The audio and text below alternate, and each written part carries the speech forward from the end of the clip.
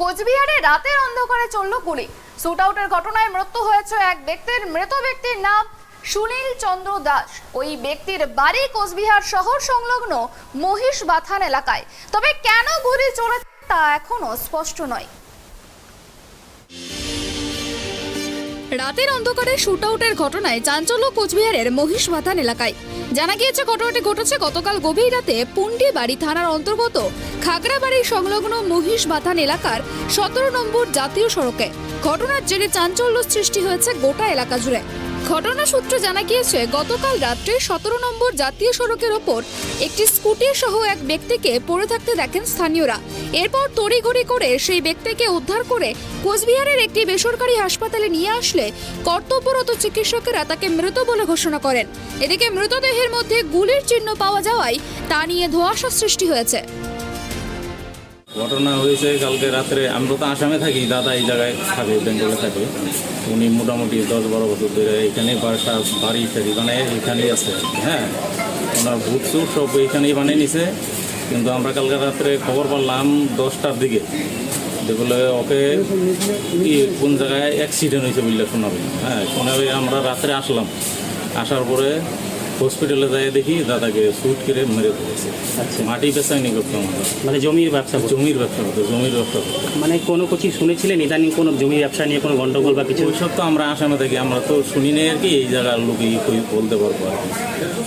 Shoot করতে পারে ওর লোকের কেউ এইসব কিবা জমি টমিরি নিয়ে কিবা কোনো জায়গায় ক্যাসাল ট্যাসাল লাগছিল বুঝি, ওইসব নিয়ে আর কি ওর লোকেরই মানুষকে কেউ এইসব কাজ করতে পারে। কোথায় হয়েছে ঘটনাটা? মহিষবাথানে। ঘটনাটা হয়েছে যে আমার রাত্রে ফোন করলো, আমার মোবাইলে ফোন আসলো যে মামা অ্যাক্সিডেন্ট হয়েছে। আমি ভাগাদৌড় করে আসলাম। আসার পরে দেখি যে মামাকে ওখানে ঘটনাস্থলীতে নাই। বললো যে ওখানকার লোকজন বললো যে হসপিটালে নিয়ে গেছে।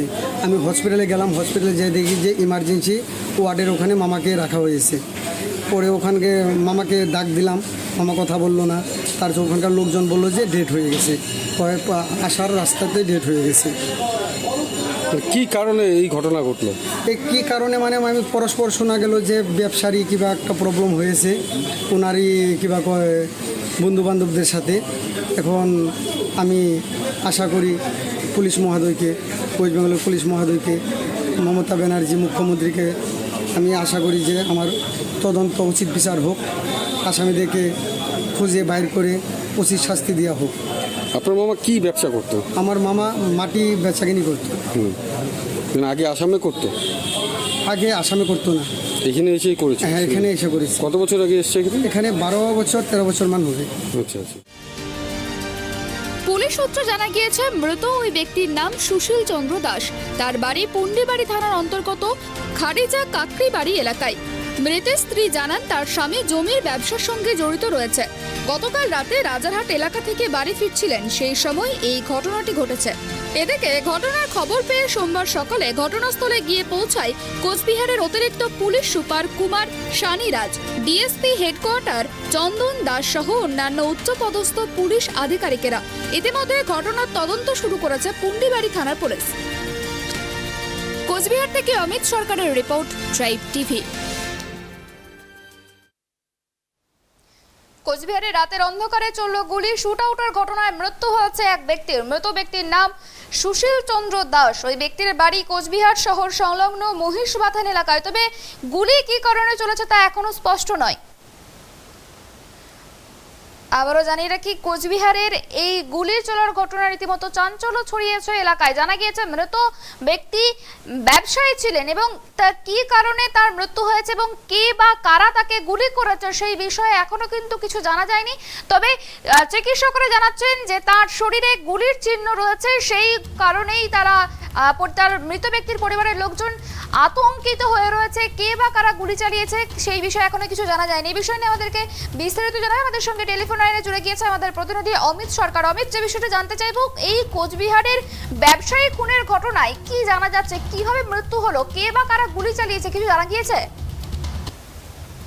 একদমই সুবর্ণা, দেখো তোমাকে জানিয়ে রাখি যে গতকাল এই যে রাতের অন্ধকারে শুট আউটের ঘটনায় কিন্তু এলাকায় ব্যাপক একটা চাঞ্চল্য সৃষ্টি হয়েছে। মূলত যেটা জানা গেছে যে সুশীল চন্দ্র দাস যিনি তার মৃত্যু হয়েছে, এই ব্যক্তি যে মূলত যে কাজের সাথে জড়িত রয়েছে যেটা জানা যাচ্ছে তিনি একটি জমি ব্যবসায়ী জমি কেনা বেচার সাথে কিন্তু তিনি জড়িত রয়েছে এবং তিনি দীর্ঘদিন আসামে তিনি ছিলেন এবং 12 বছর হয় কোচবিহারে এসে এখানে বাড়ি করে কিন্তু তিনি এই ব্যবসার সাথে জড়িত বলে যেটা জানা যাচ্ছে। ইতিমধ্যে গতকাল রাতে কিন্তু এই ঘটনায় কিন্তু যেরকম পরিবারে মর্মাহত এবং শোকাহত হয়েছে এবং তার পাশাপাশি এলাকাও একই পরিস্থিতি দেখা গেছে। কিন্তু পুরো ঘটনাটা যেটা রয়েছে যে রাতের বেলায় কিন্তু শহর কাগুয়া যে তোমার যে জাতীয় সড়ক রয়েছে 17 নম্বর, সেই জাতীয় সড়কের উপরে কিন্তু এই ধরনের ঘটনায় একটা ব্যাপক চাঞ্চল্য সৃষ্টি হয়েছে। ইতিমধ্যে কিন্তু পুলিশ পুরো ঘটনা তদন্তে নেমেছে। মূলত যেটা জানা যাচ্ছে যে এই যে জমি ব্যবসায়ী যে রয়েছেন সুশীল চন্দ্র দাস, তিনি কিন্তু কারোর সাথে কোনো শত্রু জমি ছিল না, কিন্তু যেটা পরিবারের সূত্র জানা যাচ্ছে এবং তিনি জমি ব্যবসায়ী নিয়ে কাজে কিন্তু ব্যস্ত থাকতেন।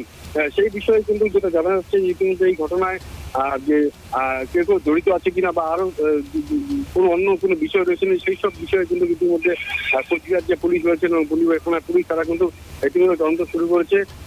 এই ঘটনায় কিন্তু এলাকায় চাঞ্চল্য শুরু করেছে। এই ধরনের ঘটনা কিন্তু সচরাচর কোচবিহারের বুকে কিন্তু এখনো পর্যন্ত সেরকম দেখা যায়নি। এই ঘটনায় কিন্তু একদম ব্যাপক চাঞ্চল্য সৃষ্টি হয়েছে বলে ইতিমধ্যে জানা যাচ্ছে।